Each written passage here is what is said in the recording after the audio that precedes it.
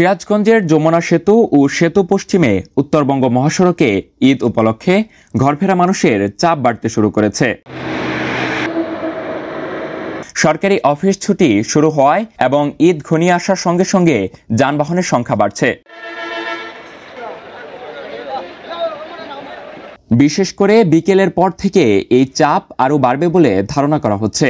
যদিও মহাসড়কে যান চলাচল স্বাভাবিক রয়েছে এবং বড় ধরনের যানজটের সম্ভাবনা নেই বলে জানিয়েছে সংশ্লিষ্ট প্রশাসন। টানা ৯ দিনের ছুটিতে পরিবার পরিজনের সঙ্গে ঈদ আনন্দ ভাগাভাগি করতে উত্তর ও দক্ষিণ পশ্চিমাঞ্চলের মানুষ যে যার মতো করে বাড়ি ফিরছেন। আগে রাস্তাঘাটের কাজ চলতেছিল, চলমান ছিল, এখন টোটালি মনে করেন কাজ ম্যাক্সিমাম কমপ্লিট হয়েছে। কমপ্লিট হওয়ার কারণে আমাদের যে আমরা যাত্রী আছে, যাত্রীদের ভোগান্তি একটু কমছে। যাত্রাপথে ঢাকার বিভিন্ন এলাকায় কিছুটা যানজট থাকলেও নির্ধারিত সময়ের মধ্যেই যাত্রীরা গন্তব্যে পৌঁছাতে পারছেন।